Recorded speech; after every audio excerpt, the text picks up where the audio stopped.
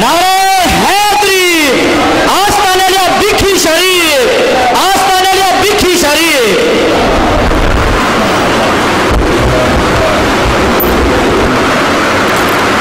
وصلی علی نبی الأمی وآلہ الطاہرین واصحابہ المہدیین اما بعد فاعوذ باللہ من الشیطان الرجیم بسم اللہ الرحمن الرحیم رب اشرح لی صدری ویسر لی امری واحلل عقدۃ من لسانی یفقہوا قولی قال اللہ تعالی فی الکلام المجید فرقان الرشید ما كان محمد أبا أحد من رجالكم ولكن رسول الله وخاتم النبيين وقال الله تعالى في شان حبيبه مخبرا وعابرا إن الله وملائكته يصلون على النبي يا أيها الذين آمنوا صلوا عليه وسلموا تسليما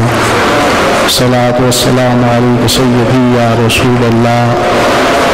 وعلى آلك وأصحابك سيدي يا حبيب الله الصلاة والسلام عليك سيدي يا نبي الله وعلى آلك وأصحابك سيدي يا خير خلق الله اللهم صل على نور الظلام اللهم صل على بدر الكمال اللهم صل على مفتاح دار السلام اللهم صل على شفیع جمیع الانام باب حمد بگرگاہ مجیب الدعوات خالق کائنات جل وعلا و درود بحضور سرور کائنات فخر موجودات نور مجسم شفیع معظم رحمت دو عالم حضرت احمد مجتبیٰ جناب محمد مصطفیٰ علیہ تحیۃ والسلام قابل تعظیم علماء کرام وارثان منبر و محراب اسٹیج پر جلوہ گر قابل قدر شخصیات معزز سامعین حاضرین آج کی یہ خوبصورت تاجدار ختم نبوت کانفرنس اس بات کی عکاسی کرتی ہے کہ تحریک تحفظ اسلام پاکستان کے نوجوان عقیدہ ختم نبوت کی پاسبانی اور ناموس رسالت کی نگہبانی کے لیے اپنے کام کو انتہائی تیز تر کر رہے ہیں، جہاں آج کی اس کانفرنس کے اندر آپ نے جید علماء کرام خطباء اعظام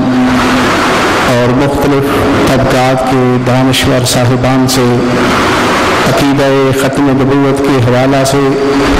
گفتگو سماعت فرمائی۔ وہاں آج کی کانفرنس اس بات کی غمازی بھی کرتی ہے اور اپنے اندر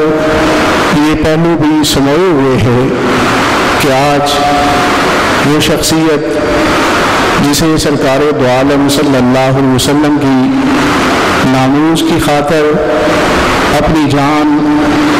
آج کے مبارک دن کو پیش کرنے کی سعادت اس حوالہ سے حاصل ہوئی کہ گستاخ رسول کو واصل بالنار کیا۔ آج کی مبارک گھڑیوں کے اندر اس شخصیت کے ساتھ موجود ہو کر ہم اس بات کا عہد بھی کریں گے کہ جس نے عملی طور پہ اپنی سب سے قیمتی متاع کو سرکار دو عالم صلی اللہ علیہ وسلم کی ذات پر وار کر اور یہ ثابت کر دیا کہ میں اپنی جان سے بھی سرکار دو عالم صلی اللہ علیہ وسلم کی ذات اور آپ کی ناموس اور آپ کی شان کو عزیز تر سمجھتا ہوں۔ اس عظیم غازی کے ساتھ بیٹھ کر ہم نے اس بات کا عہد کرنا ہے کہ ناموس رسالت کی نگہبانی کے لیے اور عقیدہ ختم نبوت کی پاسبانی کے لیے ہم غازی صاحب کے ساتھ ہمیشہ ساتھ کھڑے ہوں گے۔ اس بات کا آج ہم نے عہد بھی کرنا ہے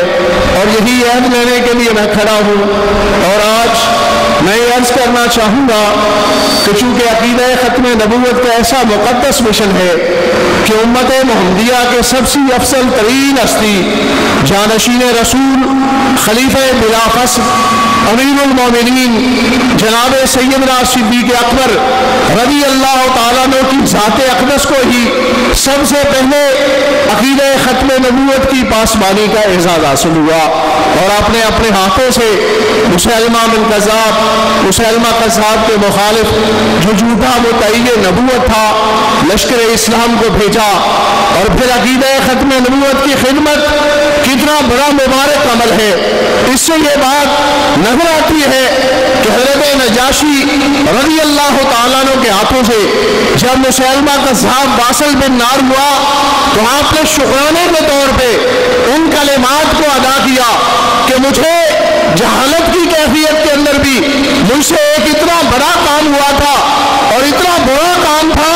کہ میں سمجھتا تھا کہ مصطفیٰ کریم صلی اللہ علیہ وسلم میرے حوالہ سے ہی سب سے زیادہ آپ کو اذیت ہوئی ہے، لیکن آج اسلام کی کیفیت کے اندر آج مصطفیٰ کریم کے غلاموں میں ہوتے ہوئے مصطفیٰ کریم صلی اللہ علیہ وسلم کے جانشاروں میں ہوتے ہوئے عقیدہ ختم نبوت کے پاسبانوں کی صفوں کے اندر آج رب تعالیٰ نے میرے ہاتھ پر وہ سعادت لکھی ہے کہ میں سمجھتا ہوں کہ سب سے زیادہ مصطفیٰ کریم صلی اللہ علیہ وسلم مجھ ہی پر خوش ہوئے۔ یہ بات اس لیے اتنا بڑا کام ہے، اتنا بڑا عمل ہے کہ حضرت نجاشی رضی اللہ تعالیٰ عنہ کے ہاتھ سے چونکہ جہالت کی کیفیت کے اندر جب اسلام قبول نہیں کیا تھا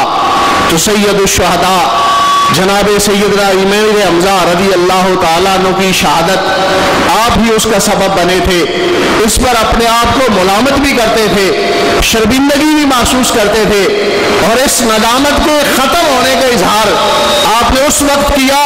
جب مسیلمہ کذاب جیسے جھوٹے مدعی نبوت کو واصل بن نار کیا تو آپ نے اس وقت رب کے حضور شکرانہ کیا کہ جتنا ایسا برا کام جس سے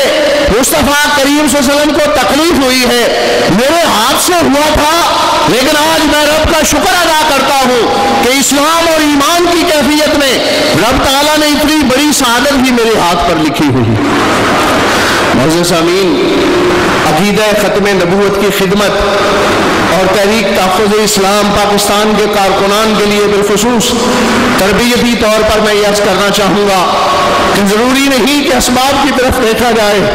ضروری نہیں کہ حالات کی طرف دیکھا جائے، ضروری نہیں اپنی قوت کی طرف دیکھا جائے، بلکہ عقیدہ ختم نبوت کا قحط، عقیدہ ختم نبوت کا مشن ایسا مبارک مشن ہے کہ اس مشن کو لوگ جو چلانے والے ہوتے ہیں، اس مشن کے ساتھ جو مخلص ہو جاتے ہیں، اس مشن کو جو آگے لے کر جاتے ہیں، رب تعالیٰ کی طرف سے ان لوگوں کے لیے تائید نازل ہوتی ہے۔ اس لیے کہ آپ کو یہ بات معلوم ہوگی کہ جب حضرت پیر میر علی شاہ گولڑوی رحمہ اللہ نے مرزا غلام احمد قادیانی کے چیلنج کو قبول کیا تھا اور شاہی مسجد کے اندر اللہ کے اس کامل بندے نے مصطفیٰ کریم کے در کے فقیر نے عقیدہ ختم نبوت کے پاسبان نے اسے یہ کہا تھا کہ اگر عقیدہ ختم نبوت کے ماننے والے اور منکر کے درمیان یہ مناظرہ ہے اور یہ بات فیصلہ کن ثابت ہونی ہے تو آج ہم نے یہ دیکھنا ہے کہ بغیر ہاتھ ہلائے کے قلم کس کا لکھے گا، تو جس پر مرزا قادیانی بھاگ گیا۔ جب یہ معاملہ حضرت شیخ الاسلام المسلمین حضرت خواجہ قمر الدین سیالوی رحمہ اللہ کی بارگاہ میں رکھا گیا کہ اتنی بڑی بات آپ نے کیسے پیر میرے شاہ رحمہ اللہ نے فرما دی کہ کیسے قلم لکھ سکتا تھا اور کیسے ہاتھ ہلائے بغیر قلم لکھ سکتا تھا، اتنا بڑا چیلنج کیوں کر دیا؟ تو حضرت شیخ الاسلام المسلمین خواجہ قمر الدین سیالوی رحمہ اللہ نے ارشاد فرمایا کہ آپ کو پتہ نہیں میر علی شاہ اس وقت کس عقیدے کے تحفظ کے لیے کام کر رہا تھا اور کس حقانیت اسلام کو آشکارا کر رہا تھا اور کس تاجدار ختم نبوت سے وفا کر رہا تھا. یہ تو چھوٹی سی بات ہے. اگر میر علی شاہ کے زبان سے اس سے بھی بڑی بات نکل جاتی تو اللہ رب العزت اپنے محبوب کی عزت و ناموس کی خاطر اس بات کو بھی پورا فرما سکتا تھا.